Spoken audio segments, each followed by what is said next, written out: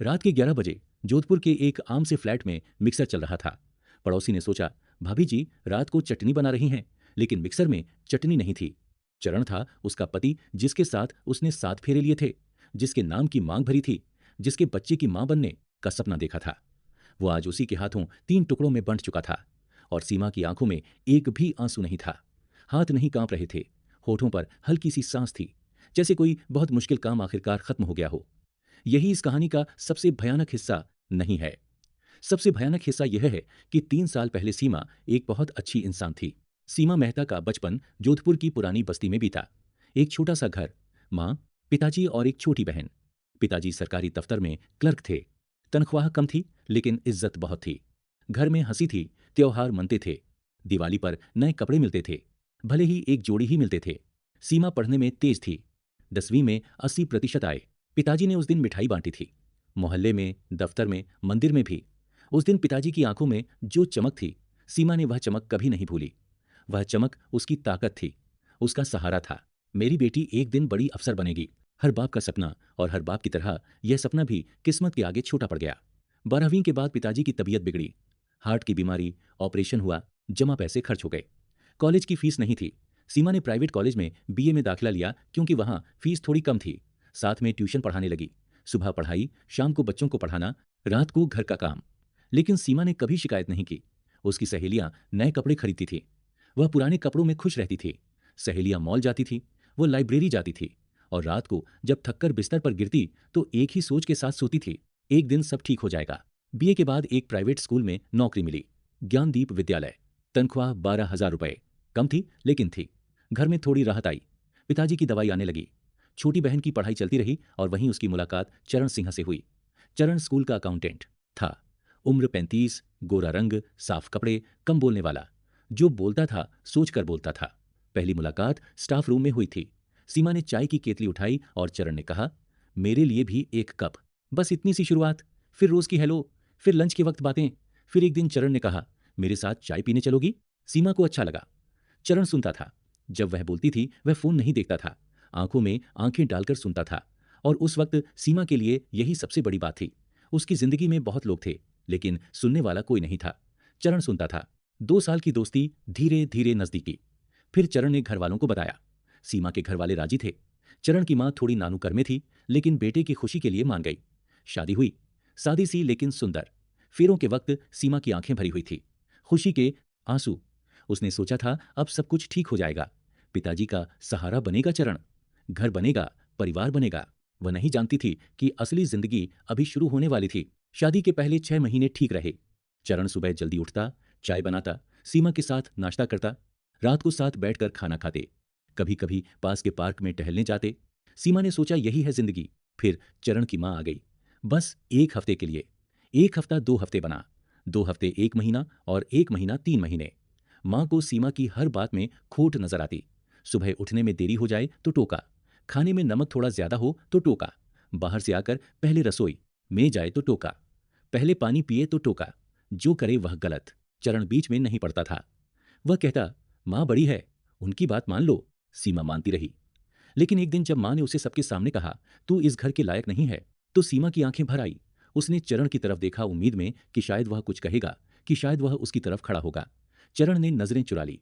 उस दिन सीमा को पहली बार एहसास हुआ कि वह यहां अकेली है। फिर पैसों की तंगी आई। चरण की तनख्वाह ज्यादा नहीं थी। किराया, बिजली, राशन, मां की दवाइयां। महीने के आखिर में जेब खाली हो जाती। सीमा ने सुझाया कि वह ट्यूशन पढ़ाए, थोड़े पैसे आएंगे। चरण ने मना कर दिया, मेरी बीवी बाहर पैसे कमाने नहीं जाएगी। अहंकार। घर में रोटी के लाले हो फिर भी बीवी को कमाने से रोको। मर्दानगी की एक अजीब परिभाषा। जो खुद नहीं दे सकता वह दूसरे को भी लेने नहीं देता। धीरे धीरे चरण और बदलने लगा। रात को देर से आने लगा। आने पर चिड़चिड़ाता, कभी कभी शराब की महक आती। सीमा ने एक बार पूछा तो उसने कहा, तुम्हें क्या मतलब? दूसरी बार पूछा तो चिल्लाया। तीसरी बार पूछने की हिम्मत नहीं हुई। महीने बीतते गए। चुप्पी बढ़ती गई और उस चुप्पी में सीमा अकेली होती गई। बहुत अकेली। इतनी अकेली कि कभी कभी रात को रोती और सुबह उठकर वही काम करती जो रोज करती थी, क्योंकि रोने से कुछ बदलता नहीं था। एक ऐप पर रोहित शर्मा से मुलाकात हुई। सीमा ने वह ऐप फिटनेस के लिए डाउनलोड किया था। घर में बंद रहते रहते वजन बढ़ गया था। मन उदास था। उसने सोचा कम से कम शरीर ठीक रहे। एक ऑनलाइन ट्रेनर ढूंढा। रोहित का प्रोफाइल सबसे ऊपर था। अच्छी रेटिंग थी। फोटो में हंसमुख चेहरा था। उसने मैसेज किया। पहले मैसेज में रोहित ने डाइट चार्ट भेजा, दूसरे में एक्सरसाइज रूटीन, तीसरे में पूछा, आप ठीक हैं? इतना सा सवाल, 3 शब्द। और सीमा की आंखें भर आई, क्योंकि महीनों में किसी ने नहीं पूछा था। उसने जवाब दिया, हाँ ठीक हूं। रोहित ने लिखा, लगता नहीं, और वहीं से शुरू हुआ। धीरे धीरे, बहुत धीरे धीरे, पहले फिटनेस की बातें, फिर खाने की बातें, फिर जिंदगी की बातें। रोहित सुनता था, घंटों सुनता था। सीमा बोलती थी और वह कभी बोर नहीं होता था। चरण के बारे में, माँ के बारे में, अकेलेपन के बारे में, उस जिंदगी के बारे में जो उसने सोची थी और जो उसे मिली थी। रोहित कहता था, तुम बहुत मजबूत हो। कहता था, तुम इससे बेहतर की हकदार हो। कहता था, तुम्हें कोई ऐसा चाहिए जो तुम्हारी कदर करे। और धीरे धीरे सीमा को लगने लगा कि वह कोई रोहित है। यही उसकी सबसे बड़ी भूल थी, लेकिन वह तब नहीं जानती थी। 3 महीने में वह दोनों इतने करीब आ गए जितना सीमा और चरण कभी नहीं थे। रोहित ने कहा, मैं तुमसे प्यार करता हूं। सीमा ने कहा, मैं भी।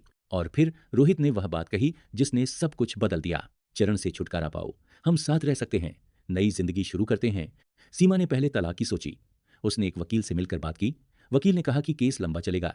चरण अगर तलाक से मना करे तो 2-3 साल भी लग सकते हैं, और अगर चरण के पास कोई सबूत हो तो मामला और उलझ सकता है। सीमा घर लौटी। उसने चरण से बात की, मैं तलाक चाहती हूँ। पहले चरण ने हंसी उड़ाई, जैसे मजाक हो। फिर जब उसने देखा कि सीमा की आंखों में मजाक नहीं है तो उसका चेहरा बदल गया, गुस्से में लाल हो गया। तलाक? तुम कहाँ जाओगी? तुम्हारे पिताजी के घर? वह तो पहले ही कर्ज में डूबे हैं। और अगर तुमने कोशिश की तो मैं तुम्हारी वो फोटो सबको भेज दूंगा जो तुमने मुझे भेजी थी, तुम्हारे पिताजी को, तुम्हारी बहन को, स्कूल में सबको। सीमा कांप गई। वो फोटो जो उसने शादी के शुरुआती दिनों में प्यार में, भरोसे में भेजी थी, जब दोनों के बीच सब ठीक था, जब उसने सोचा था कि यह आदमी उसका है। उसने कभी नहीं सोचा था कि वह फोटो एक दिन हथियार बन जाएंगे। वह जाल था और वह उसमें फंसी हुई थी। चारों तरफ से कोई रास्ता नहीं था। आगे दीवार थी, पीछे खाई थी। उसने रोहित को बताया। रोहित ने थोड़ी देर चुप रहकर कहा, तो फिर एक ही रास्ता है। सीमा ने पूछा, कौन सा? रोहित ने जवाब दिया। सीमा चुप रही, देर तक, बहुत देर तक। फिर उसने कहा, ठीक है। योजना रोहित ने बनाई। सीमा ने सुनी। दोनों ने मिलकर तैयारी की। रोहित ने ऑनलाइन कुछ चीजें पढ़ी। सीमा ने घर की दिनचर्या नोट की। कब चरण की मां नहीं होती, कब पड़ोसी घर नहीं होते, कब गली में सन्नाटा होता है। पूरे 2 हफ्ते दोनों ने देखा, सोचा, प्लान किया। बुधवार की रात तय हुई। मां 3 दिन के लिए भाई के घर गई थी। पड़ोसी परिवार शादी में बाहर गए थे। और बुधवार को चरण हमेशा दोस्तों के साथ थोड़ा पी कर आता था, यानी थका हुआ, सुस्त, बेखबर। सीमा ने उस शाम खाना बनाया, अच्छा खाना। चरण की पसंद का दाल बाटी चूरमा भी बनाया। चरण खुश हुआ। उसने मुस्कुराकर कहा, आज मूड ठीक है तुम्हारा। सीमा ने भी मुस्कुराकर कहा, हाँ। वह मुस्कान क्या थी? इसका जवाब शायद सीमा खुद भी नहीं दे सकती थी। खाने के बाद चरण सोफे पर बैठा, टीवी देखने लगा, रिमोट थामे, आंखें आधी बंद। सीमा किचन में गई। रोहित 10 बजे आने वाला था पीछे के दरवाजे से, और 11 बजे तक सब खत्म हो जाना था। सीमा ने चाय बनाई। उसमें नींद की दवाई मिलाई जो रोहित ने पहले से दे रखी थी। चरण ने बिना सोचे चाय पी ली। 15 मिनट में बेहोश हो गया। रोहित पीछे के दरवाजे से आया। आगे जो हुआ उसे सीमा ने आंखें बंद करके रोती रही, लेकिन जो हुआ वह हुआ। रात के 2 बजे तक सब साफ हो गया। रोहित बाइक पर निकल गया।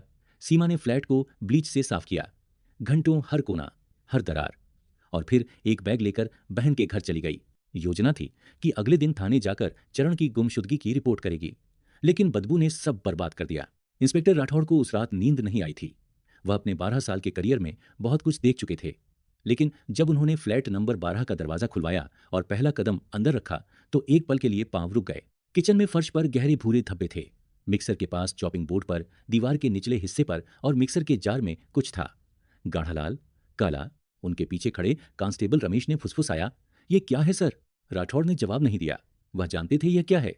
हाथ उन्होंने जेब में डालिए ताकि कोई देख ना सके कि वह भी कांप रहे हैं।